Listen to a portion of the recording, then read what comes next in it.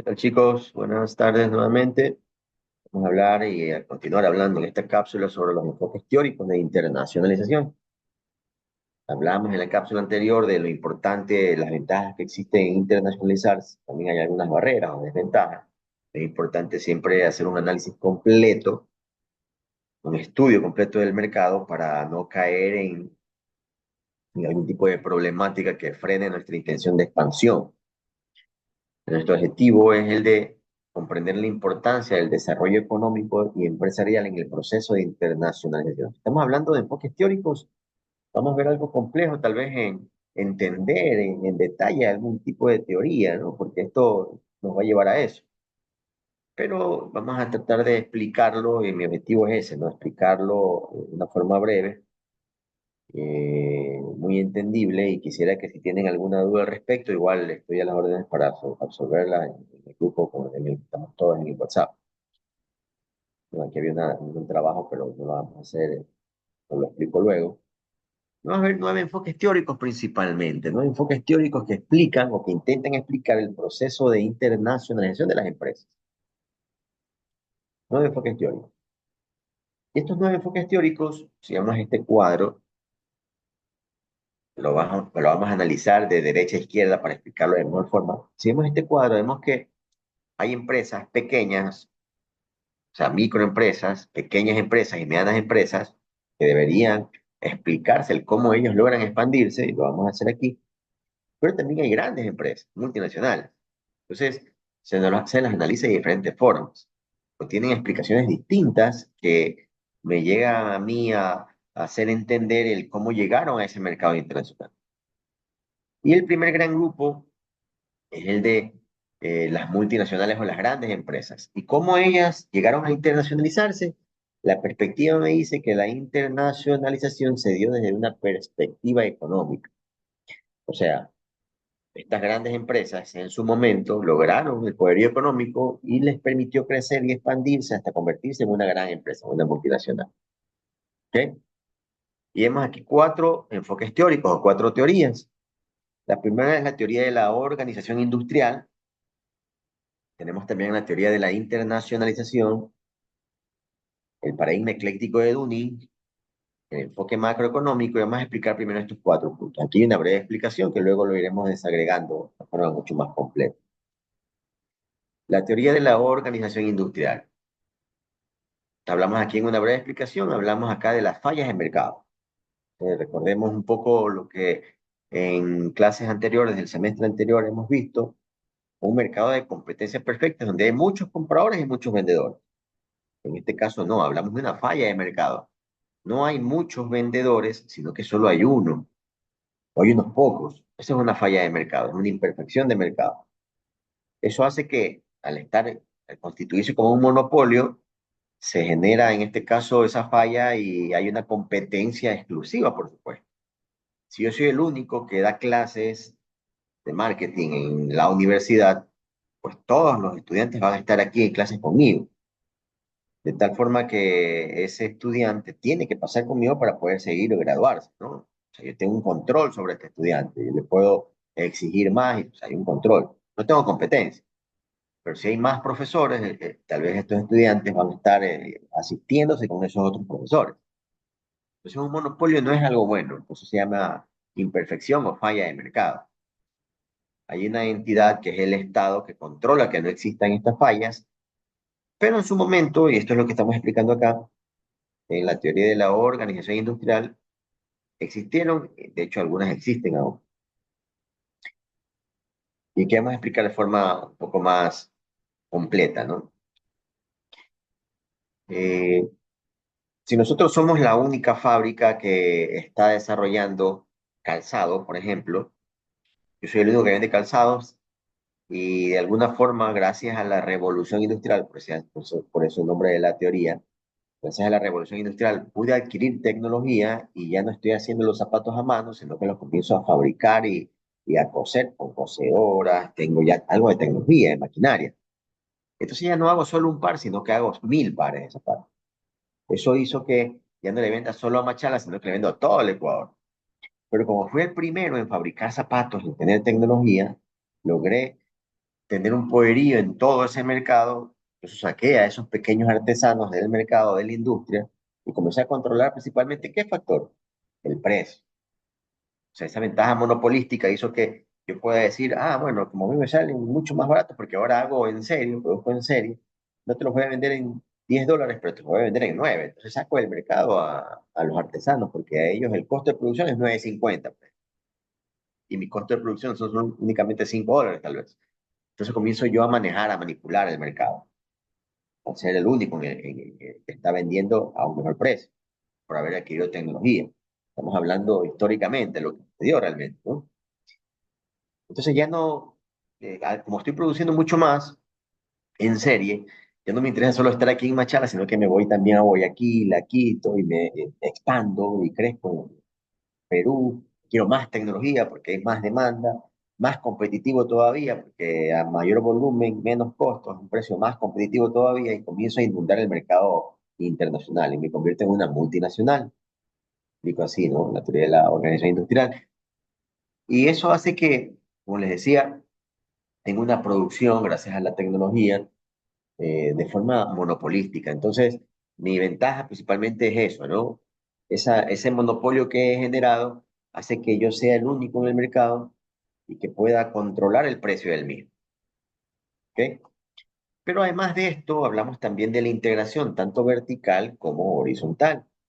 ¿A qué me refiero con esto? Con que si ya soy el único que está en el mercado, sin embargo, yo fabrico zapatos, les decía, por ejemplo, ¿no? Y adquirí tecnología y soy el único que fabrico zapatos. Pero para poder fabricar el zapato yo tuve que, o tengo que comprarle materia prima, por ejemplo, qué sé yo, los pasadores les compro a otra empresa, pero al tener tanta capacidad económica, porque crecí mucho, pues lo que yo hago es, bueno, si tú me estás vendiendo el calzado, ¿sabes qué?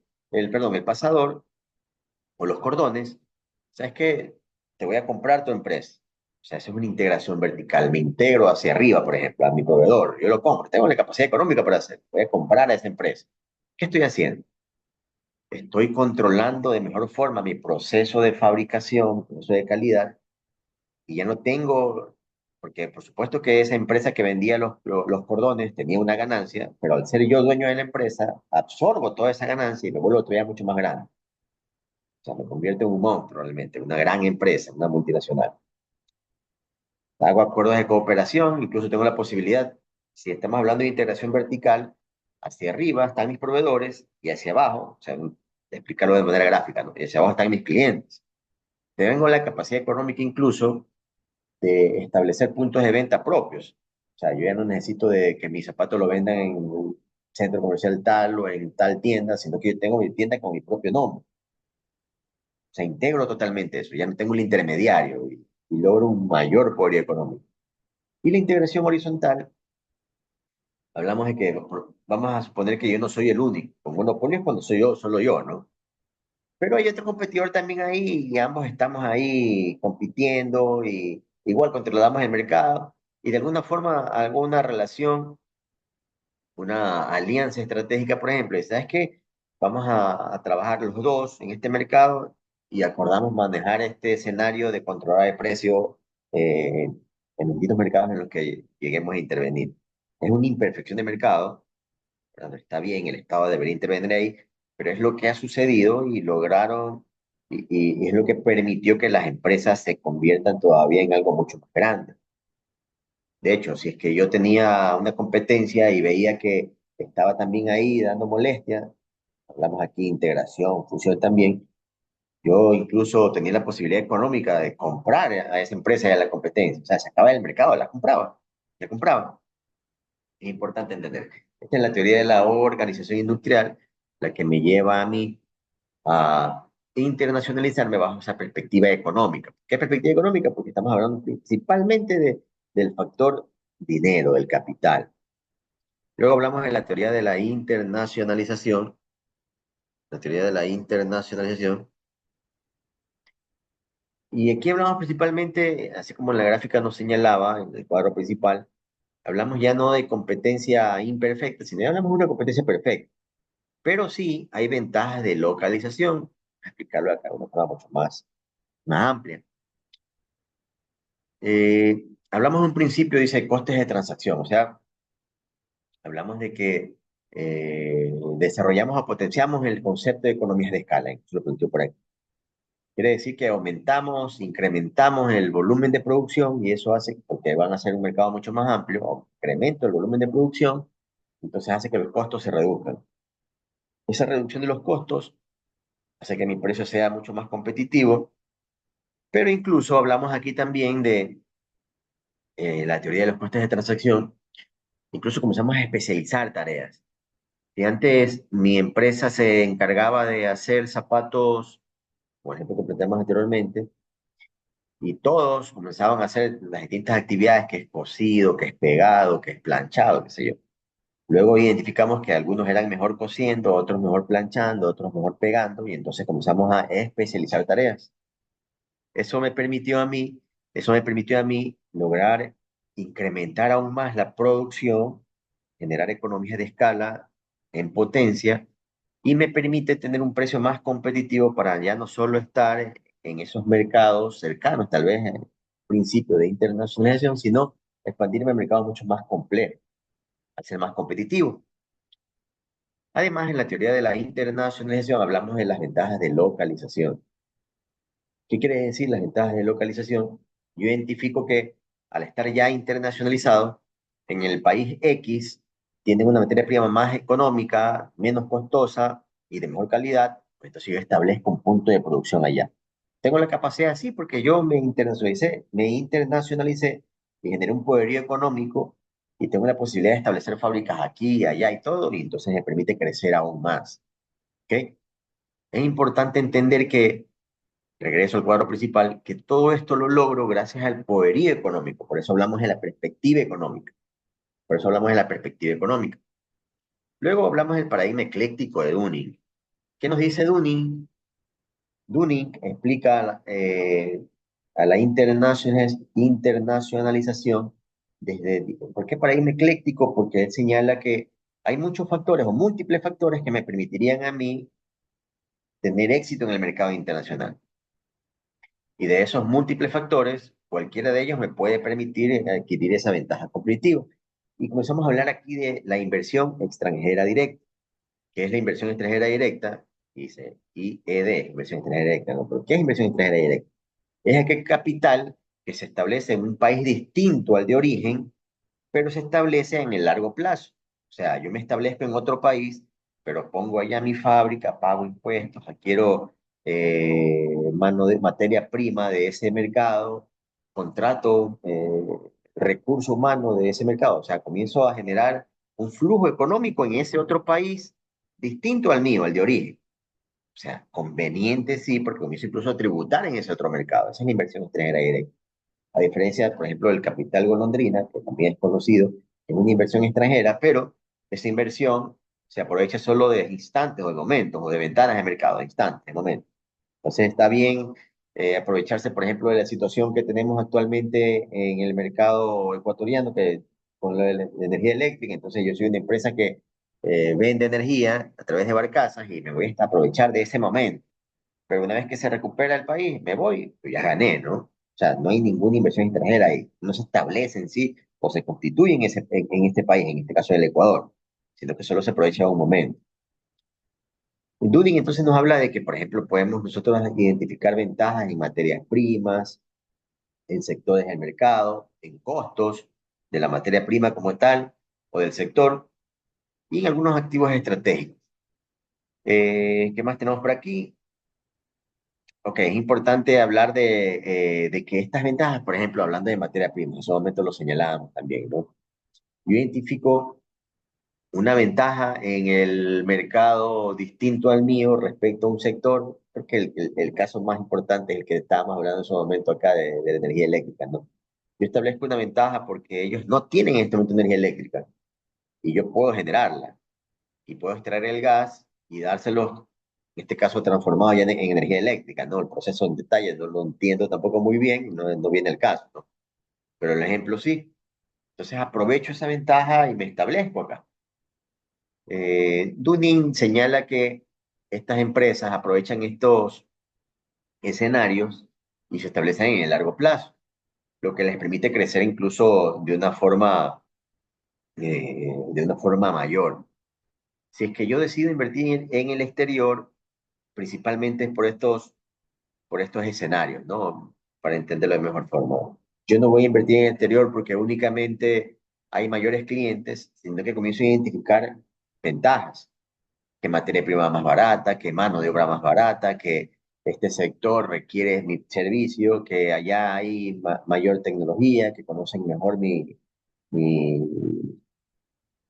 mi segmento, mi mercado, ¿ok?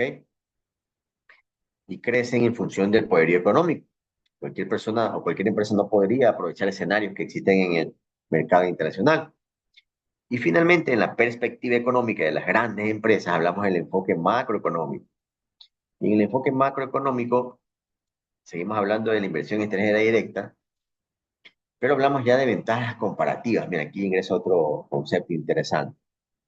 Antes de eso vamos a hablar de que el enfoque macroeconómico, de hecho, es considerada la teoría neoclásica del comercio internacional. Dice, basada en la ventaja comparativa, considera que los patrones del comercio internacional no dependen de la productividad del trabajo y sí de las condiciones del entorno. ¿Qué quiere decir esto? Que las empresas comenzaron, según lo que explica esta teoría, que las empresas comenzaron a internacionalizarse, no necesariamente porque, no necesariamente porque identificaban que había más mercado, por ejemplo, mayor demanda, o no necesariamente porque desarrollaban economías de escala, no, sino que identificaban una ventaja comparativa el establecerse en ese mercado exterior. ¿Qué es una ventaja comparativa? Si decíamos hace un momento una ventaja competitiva es aquello que me diferencia de mi competencia, sin embargo la competencia puede de alguna forma asimilarla o igualarla, la ventaja comparativa no, es más compleja.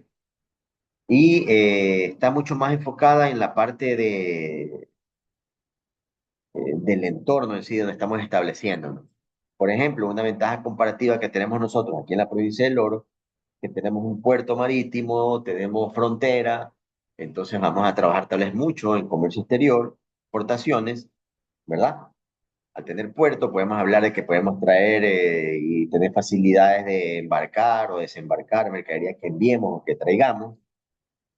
Tal vez en Loja no tendrían esa misma ventaja, de hecho no tienen puerto marítimo, ¿verdad? O sea, por más que ellos sean eficientes, que mejoren, que estudien y se preparen mejor, nosotros tenemos el puerto acá.